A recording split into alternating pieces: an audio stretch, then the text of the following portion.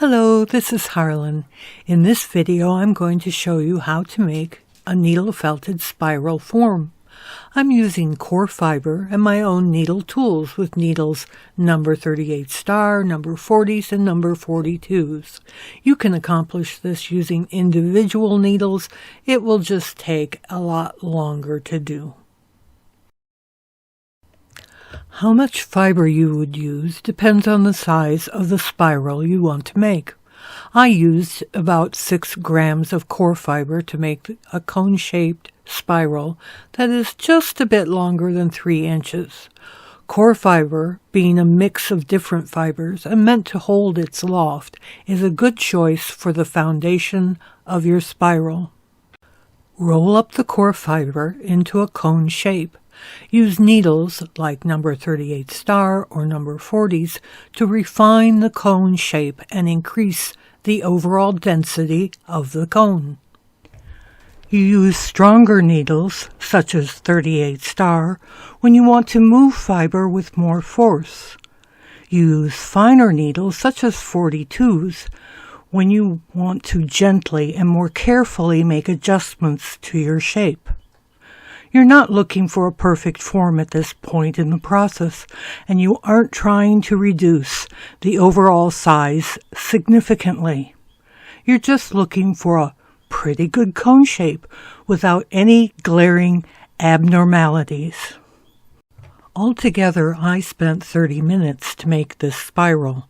I'm going to speed up the video so you don't have to spend 30 minutes watching me do it. Notice as I am refining the initial cone shape that I am constantly rotating the fiber and needling from all sides. Rotating the fiber is a very important part of the process. You may have noticed that I switched from a 3-needle tool to a 2-needle tool. Both these tools are fitted with number 38 star needles.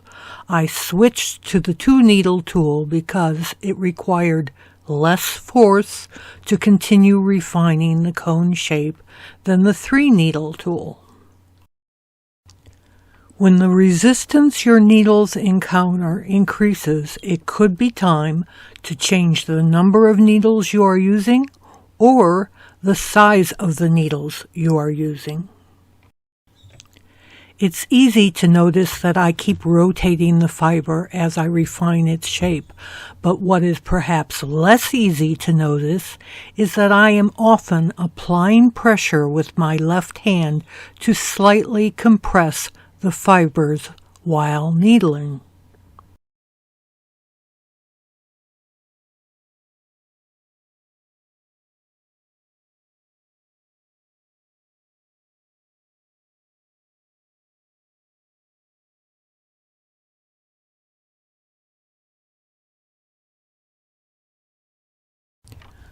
Compressing the fibers while needling helps the needles to encounter more fiber with each thrust, which helps to speed up the process. Do remember that there is a lot of air in this shape. Compression helps to displace some of that air, which allows each thrust of the needle to be just a bit more effective. I'm almost done at this point with refining the basic cone shape. Just a few refining thrusts of the needles and examining the piece, and soon it will be time to move on to transforming the cone into a spiral.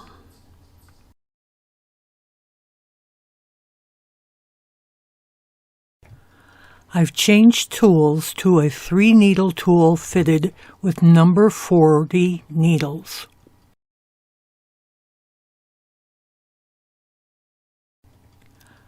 I start needling to establish the path of the spiral. Now note the path that I've needled remains visible but was not so forcibly needled into the fiber that when I got to the tip and decided I was not happy with the spiral I created, I was not prevented from essentially erasing the error and starting the spiral over again.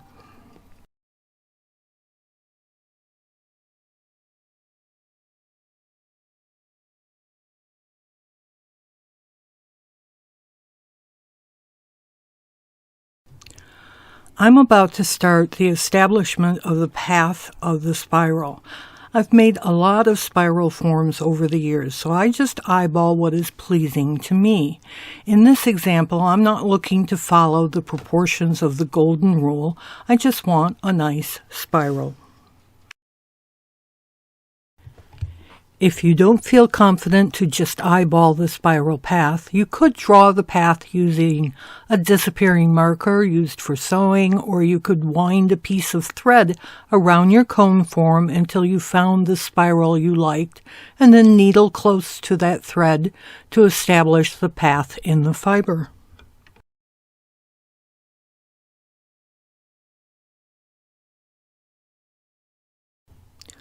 Once you have established the spiral path, you needle the path again, and this is a good time to make use of what I call needle in place.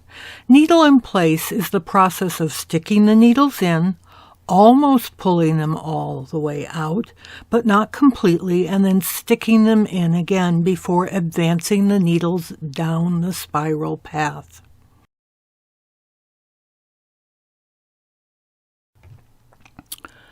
Turn the cone over and needle the spiral path again. Needling in place and compressing the fibers with your holding hand are always useful when shaping fiber. You can see that the spiral is beginning to really take shape, but it needs to be reduced in size and refined.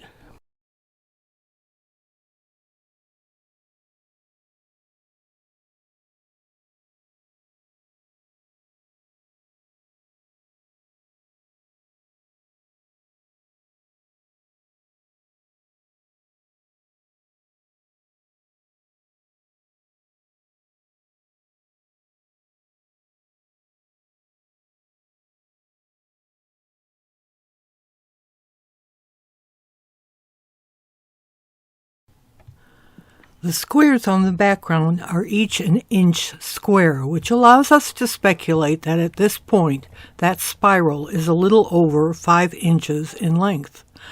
I've switched to a 4-needle tool fitted with number 42 needles.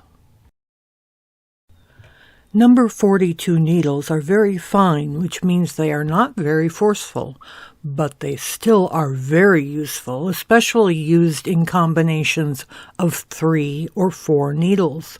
As I continue felting, you should notice my compressing the fiber as I needle more often as the refining process continues.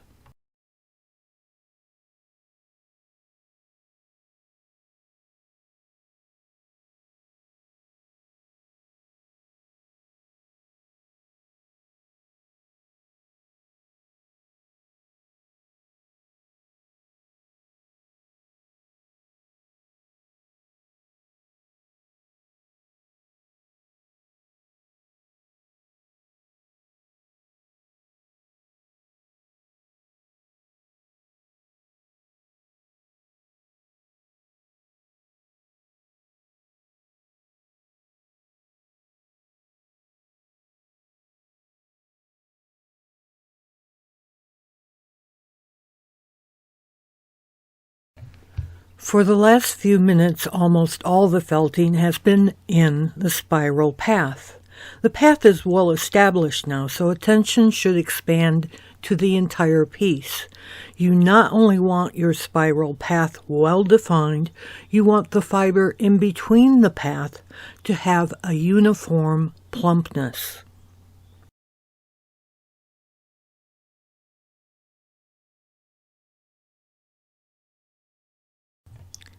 Continue refining the spiral. I'm going to let you continue watching the process without much commentary. If something in particular comes up, I'll speak up. And at the very end, I will show you some other examples and talk about ways to finish your spiral.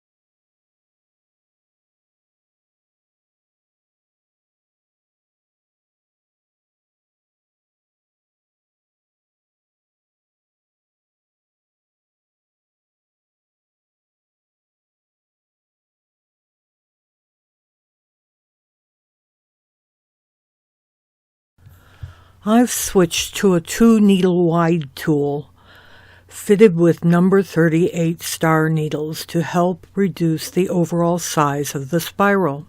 Number 38 star needles are more forceful in grabbing and moving fiber around.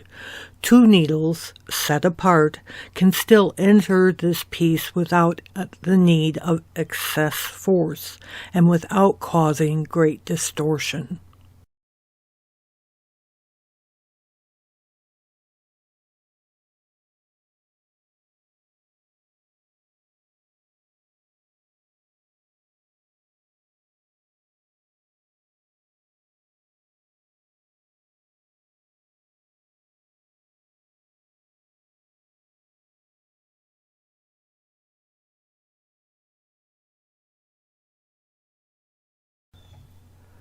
Notice how I am angling the thrust of the needles into the length of the body.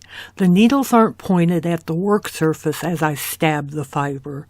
The needles are pointed more towards the fat end of the spiral.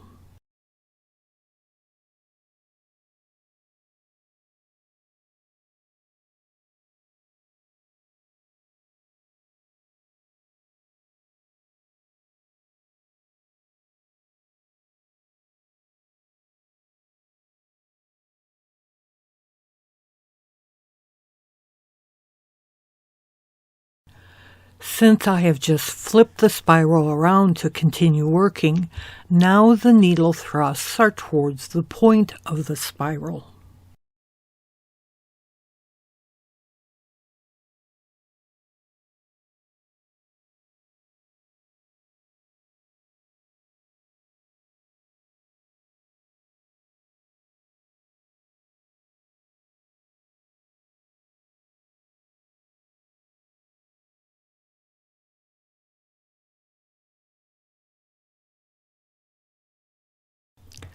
Picking up the 4-together tool with the number 42 needles, I'm now working on the areas between the spiral path.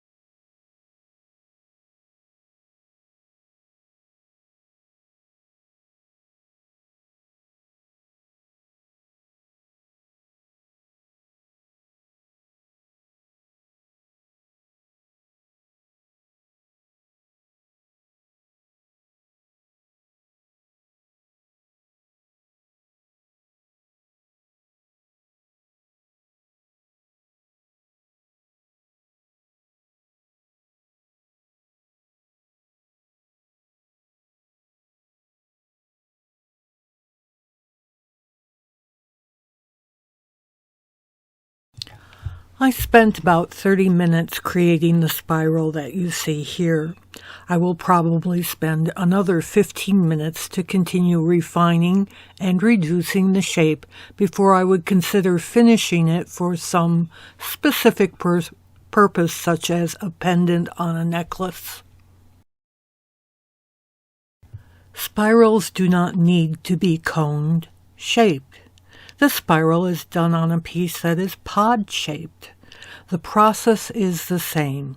Roughly form the shape you desire, create a spiral path, and refine and reduce. I covered the pod-shaped spiral with merino lace weight yarn. It looks very nice, but I'm not sure that this would be very durable as a pendant. Best use might be as an ornament where it can be admired but is not exposed to a lot of handling or friction. Here are 2 spirals that I made and covered with the same merino lace weight yarn. Both these spirals were wet felted, which caused the spirals to shrink and for some of the vibrancy of the yarn to be lost. Because these spirals have been wet felted, they are far more durable and would work well as pendants. The foundation for the spiral on the right was made with a fiber bat sold by Living Felt that is a combination of merino and Corriedale fibers. It's available in a lot of lovely colors. And that's how you make a needle felted spiral. I hope you found this tutorial informative and that you will be happily making spirals of your own. Thanks for watching, and until next time, this is Harlan.